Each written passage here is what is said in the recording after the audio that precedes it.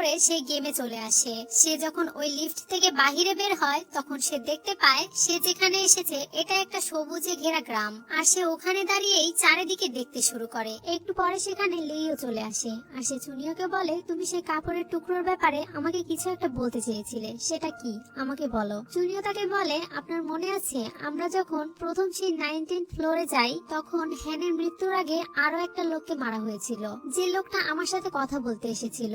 সেই লোকটা যে পোশাক পরেছিল আমার মনে হয় এই কাপড়ের টুকরো সেই কাপড়েরই। তখন লেই তাকে বলে সে সবার প্রথমে ওই বিল্ডিং এ গেলেও সে ওই লোকটাকে দেখেনি। তখন চুনিও তাকে বলে সে ওই লোকটিকে তার আগেও একদিন দেখেছিল, তাদের হোস্টেলের পাশে যে পুরাতন বিল্ডিংটি রয়েছে সে বিল্ডিং এ সে ওই লোকটিকে দেখেছিল। তারা দুজন সেখানে কথা বলছিল, তখনই সেখানে কুইং চলে আসে। কুইং দূর থেকে তাদের দুজনকে একসাথে কথা বলতে দেখে মনে মনে হিংসা করছিল, কিন্তু এরপরেও সে ছুটে চুনিওর কাছে যায় আর তার হাত চেপে ধরে তাকে বলে, গেম শুরু হয়ে গিয়েছে আর আমার খুব ভয় করছে। কুইংকে এভাবে ভয় পেতে দেখে চুনিও তাকে বলে, ভয় পেয়ে কোনো লাভ নেই, কারণ ভয় পেলে আমরা এই গেম থেকে বের হতে পারবো না। এরপর তারা তিনজন সামনে আগাতে শুরু করে। এখানে চুনিও আর লেই সামনে আগাতে আগাতে এই গেমের ব্যাপারে ডিসকাস করছিল, কিন্তু কুইং তাদের পেছনে দাঁড়িয়ে শুধুমাত্র তাদের কথাই শুনছিল, আর মনে মনে তার খারাপ লাগছিল যে তারা দুজন তাকে ইগনোর করছে।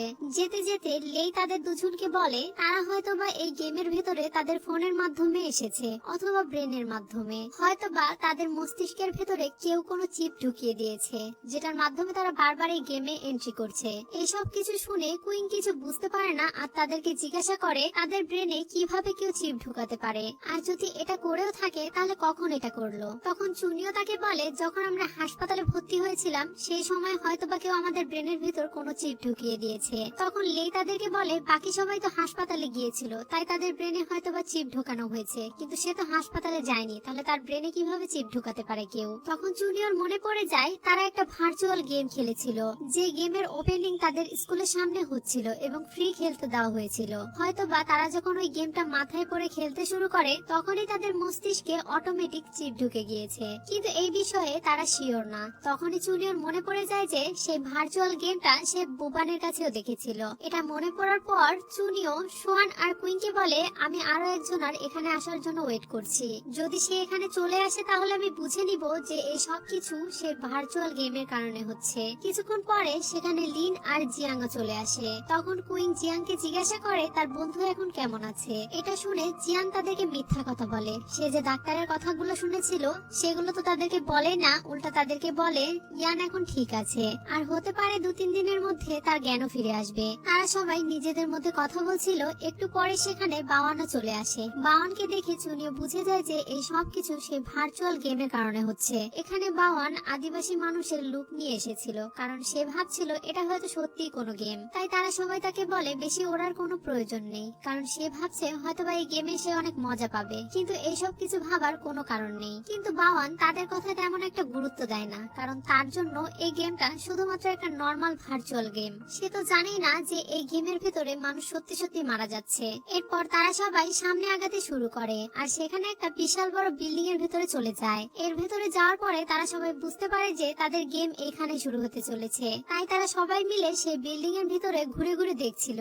বাওয়ান সেখানে রাখা একটা শোপিসে হাত দিতেই যাবে তখনই তারা তাকে বারণ করে আর তাকে বলে এটা কোনো সাধারণ গেম নয়, তাই যেখানে সেখানে হাত দিবে না। এটা শুনে বাওয়ান সিরিয়াসলি নেয় না আর হাসতে শুরু করে। তারা সবাই চারিদিকে ভালোভাবে দেখছিল, তখনই কুইন সেখানে একটা পাথরের উপরে হাত ছাপানো দেখতে পায় আর সে ওখান থেকে কাপড়গুলো সরালে দেখতে পায় সেখানে অনেকগুলো হাতের ছাপ রয়েছে। এটা দেখে সে তাদের সবাইকে ডাকে। তারা সবাই যখন সেখানে আসে তখন তারা দেখতে পায় সেখানে অনেকগুলো হাতের ছাপ, আর এই ছাপগুলো দেখে তারা বুঝতেও পারে যে এখানে যে হাতের ছাপগুলো রয়েছে সেই ছাপগুলো তাদের এক একজনের হাতের সাইজের মাপের। তখন চুনিও আরেকটা জিনিস খেয়াল করে যে এখানে 60টা হাতের ছাপ রয়েছে, যখন তারা এখানে 6 জন আছে এর মানে আরো একজন আছে যে এই গেমটা খেলবে, কিন্তু এখনো সে এই গেমে এসে পৌঁছায়নি। এরপর তারা সবাই একে একে তাদের হাতে ছাপের উপরে হাত রাখতে শুরু করে, কারণ এটা না করা পর্যন্ত তাদের গেম শুরু হবে না, আর গেম শুরু না হলে তারা এখান থেকে বেরো হতে পারবে না। এখানে জিয়াং তার হাতের ছাপের উপরে হাত রাখতে একটু ভয় পাচ্ছিল, কিন্তু তারা সবাই মিলে যখন তাকে বলে তখন সে তার হাত ওইখানে রাখে এবং সাথে সাথে সেখানকার দরজাও বন্ধ হয়ে যায় আর চারিদিকে মোমবাতি জ্বলে ওঠে। তারা সবাই এসব কিছু চুপচাপ দাঁড়িয়ে দাঁড়িয়ে দেখছিল।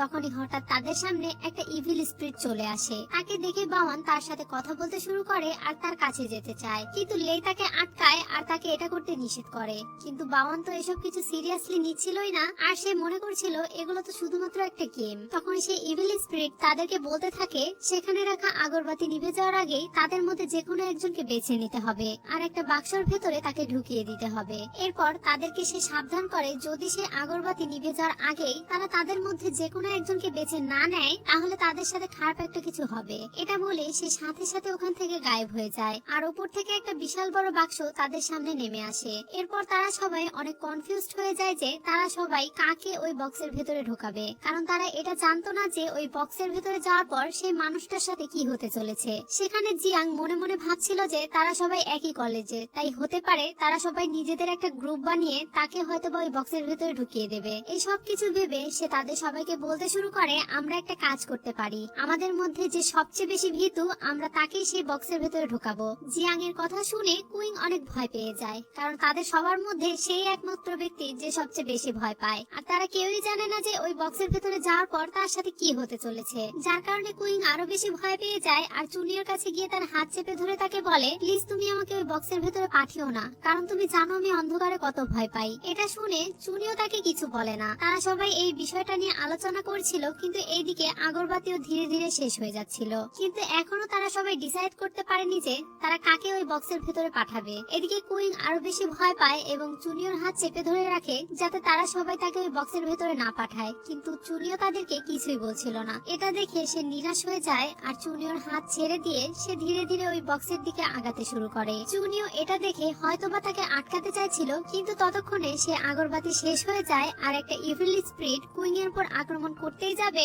তখন চুনিও তাকে পেছন থেকে ধাক্কা দেয় আর কুইং গিয়ে ওই বাক্সের ভেতরে চলে যায়। চুনিও কুইংকে ওই স্পিরিটের কাছ থেকে বাঁচানোর জন্য ধাক্কা দিয়েছিল, কিন্তু সে যখন ওই বাক্সের ভেতরে চলে যায় তখন সাথে সাথে সেই বাক্সের দরজাও বন্ধ হয়ে যায়। তখনই সেখানে অ্যানাউন্সমেন্ট করে তাদেরকে জানিয়ে দেওয়া হয় এই গেমটি শুরু হয়ে গিয়েছে এবং এখানে যতগুলো অশুভ আত্মা রয়েছে তাদের সবাইকে তাদেরকে মেরে ফেলতে হবে, তবেই তারা এই গেমটা জিততে পারবে। এটা বলার কিছুক্ষণের মধ্যে তাদের উপরে একটা ইভিল স্পিরিট আক্রমণ করে দেয়। সে অশুভ আত্মা অনেক বেশি শক্তিশালী ছিল আর সে এক সেকেন্ডের মধ্যে এক জায়গা থেকে অন্য জায়গায় চলে যেতে পারত। সে অশুভ আত্মাটি জিয়াংকে প্রায় মেরে ফেলেছিল, তখনই লেই তাকে তার হাত থেকে বাঁচায়। তারা সবাই মিলে সে অশুভ আত্মার সাথে লড়াই করছিল, কিন্তু কেউ তাকে একেবারে মেরে ফেলতে পারছিল না। যখন সে অশুভ আত্মাটি চুনিওকে মারার জন্য তার পেছনে ছোটে তখনই সেখানে লিন চলে আসে আর ভুলবশত তার মাথায় আঘাত লাগে, মানে লিনের হাতে থাকা একটা অস্ত্র দিয়ে সেই অশুভ আত্মার মাথায় আঘাত করা হয় আর সেটি তার মাথায় ঢুকে যায়। তারা সবাই সেই অশুভ আত্মার কাছে যায় এবং তাকে দেখে এটা বুঝতে পারে যে সে অশুভ আত্মাগুলির মাথায় আঘাত করলে একমাত্র তারা মারা যাবে।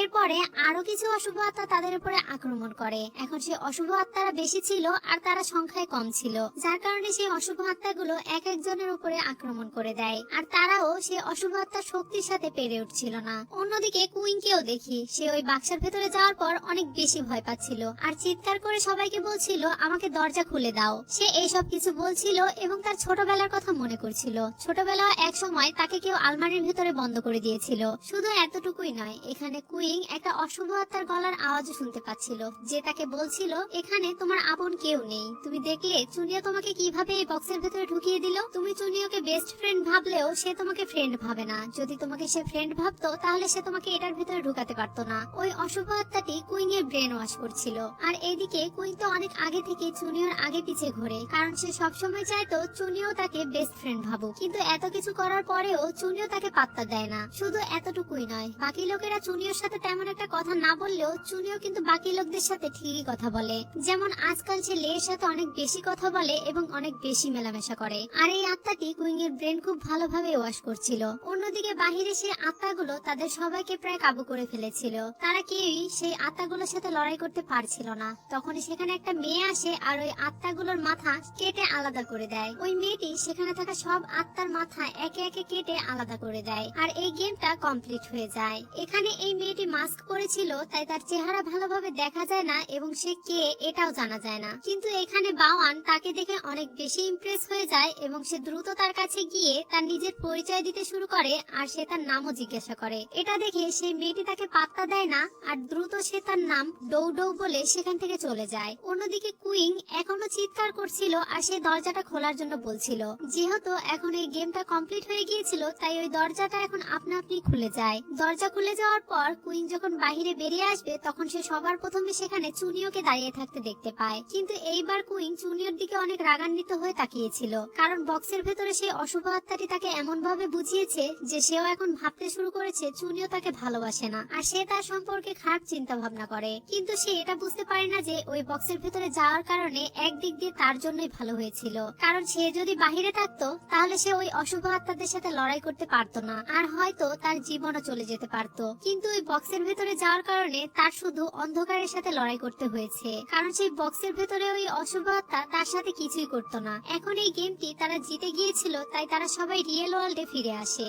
এখানে লেই চোখ খুললে সে তার সামনে চুনিওকে দেখতে পায়। তারা দুজন অনেক কাছাকাছি ছিল। লেই চুনিওর দিকে এক নজরে তাকিয়েছিল আর শুধু তাকেই দেখছিল। তখনই চুনিও চোখ মেলে তাকায় আর তার সামনে লেইকে দেখতে পায়। তারা দুজন এত কাছাকাছি ছিল, এটা দেখে তাদের ভেতরে অকওয়ার্ড ফিল হতে শুরু করে, আর এই অকওয়ার্ডনেস দূর করার জন্য তারা একে অপরের কাছ থেকে দূরে চলে যায়। লেই তো অন্যদিকে গিয়ে দ্রুত এক গ্লাস পানি পান করে ফেলে। এদিকে চুনিও টেবিলে রাখা পানি পান করতেই যাবে, তখনই লেই তাকে এক গ্লাস পানি এনে দেয়। সে যখন ওই পানিটা খেতেই যাবে তখনই তাদের দুজনের ফোনে একটা মেসেজ আসে। সেখানে তাদের কংগ্রাচুলেশনস জানানো হয় আর তাদেরকে বলা হয় আপনারা এই 19 ফ্লোরের গেমে 20 ঘন্টারও বেশি অতিক্রম করে ফেলেছেন, তাই তিয়ানজিন প্রযুক্তি আপনাদেরকে আন্তর্জাতিকভাবে আমন্ত্রণ জানাচ্ছে। এখানে তাদেরকে 19 ফ্লোরের ট্রায়াল সাইনিং ইভেন্টের জন্য আমন্ত্রণ জানানো হয়, মানে তাদেরকে একটা কন্ট্রাক্ট সাইন করতে ডাকা হয়। এটা দেখার পর লেই ভাবছিল এটা হয়তো তাদের জন্য কোনো একটা ফাঁদ পাতা হয়েছে, যদি তারা সেখানে যায় তাহলে হয়তো তারা আটকে যাবে। এটা শুনে চুনিও তাকে বলে এমনিতেও আমরা গেমে ফেসে গিয়েছি, তাই সত্যিটা জানার জন্য আমাদের নিজেদের জীবন বাজি রেখে সেখানে যেতে হবে। এটা শুনে লেই তার কথায় রাজি হয়ে যায়। পরের সিনে কুইনকে দেখানো হয় তার ঘুম ভেঙে গেলে সে সবার আগে তার ফোন চেক করে আর দেখতে পায় সে গত রাতে চুনিওকে যে মেসেজগুলো করেছিল সেগুলোর উত্তর এখনো আসেনি। এটা দেখেই তার মন অনেক খারাপ হয়ে যায়। এদিকে নানের ঘুম ভেঙে যায় আর সে কুইনকে জিজ্ঞাসা করে চুনিও কি এখনো বাড়িতে ফেরেনি, তুমি কি তার সাথে যোগাযোগ করার চেষ্টা করেছিলে, তুমি কিছু জানো? এটা শুনে কুইন তাকে বলে আমি তার সাথে যোগাযোগ করার অনেক চেষ্টা করেছি, কিন্তু সে কোনো রিপ্লাই দেয়নি। কুইন এর মন অনেক খারাপ ছিল, আর যেহেতু তার ঘুম এখনো পূরণ হয়নি তাই সে আবারও শুয়ে পড়ে। কিন্তু তখনই তার ফোনে ডাক্তারের কল আসে আর সে উঠে বসে। অন্যদিকে বাওয়ানকে দেখি সে ওই গেমিংটা তার মাথা থেকে খুলে ফেলে এবং সেটার দিকে আজব ভাবে তাকিয়ে থাকে। কিন্তু তখনই তার হঠাৎ করে ডৌডৌ এর কথা মনে পড়ে। আমার মনে হয় বাওয়ান ডৌডৌ এর চোখের দিকে তাকিয়ে সে চোখের ভেতরেই হারিয়ে গিয়েছে, কারণ তার কথা ভাবার সাথে সাথে সে স্মাইল করতে শুরু করে। অন্যদিকে বাথরুমে জিয়াং এর জ্ঞান ফিরে আসলে সে দ্রুত বাথরুম থেকে বেরিয়ে ইয়াং এর কাছে যায় আর তাকে বলে তোমার দ্রুত ঠিক হতে হবে, তোমার আমার জন্য সুস্থ হয়ে উঠতে হবে। আমার কিছুই যায় আসে না যে হাসপাতালের বিল কত হবে, কিন্তু আমি আমার 100% দিয়ে তোমাকে ভালো করার চেষ্টা করব। যতই যাই হয়ে যাক না কেন আমি আমার সবকিছু বিক্রি করে হলেও তোমাকে বাঁচাবো। জিয়াং ইয়াং এর সাথে এসব কথা বলছিল, তখনই তার কাছে সেই মেসেজটি আসে যে মেসেজটা চুনিও আর লেই এর কাছে এসেছিল। অন্যদিকে কুইনকে দেখি সে হাসপাতালে গিয়েছিল তার মাথা চেকআপ করানোর জন্য। সে যখন সেখানে গিয়ে পৌঁছায় তখন সে ওখানে চুনিও আর লেইকে দেখতে পায়। এখন চুনিও আর লেই হাসপাতালে এসেছিল তাদের মাথার স্ক্যান করানোর জন্য, যাতে তারা এটা জানতে পারে যে তাদের মাথার ভেতরে কোনো চিপ ঢোকানো আছে কিনা। কিন্তু স্ক্যানের রিপোর্ট যখন আসে তখন তারা জানতে পারে তাদের মাথায় কোনো চিপ ঢোকানো নেই। এটা জানার পর তারা একটু কনফিউজড হয়ে যায় যে যদি তাদের মাথার ভেতরে কোনো চিপ ঢোকানো না থাকে তাহলে তারা সেই গেমে কিভাবে যায়। অন্যদিকে কুইন সেখানে দাঁড়িয়ে চুনিও আর লেইকে কথা বলতে দেখছিল, তখনই তার কাছে ডাক্তার জিয়া চলে আসে। কুইন চাইছিল না যে চুনিও জানতে পারুক সেও এই হাসপাতালে এসেছে, তাই ডাক্তার জিয়া সেখানে আসার সাথে সাথে তার হাত ধরে টেনে সে বাহিরে নিয়ে যায়। বাহিরে যাওয়ার পর সে ডাক্তার জিয়াকে তার মনের সব কথা বলে দেয়। এটা শোনার পর ডাক্তার জিয়া তাকে বলে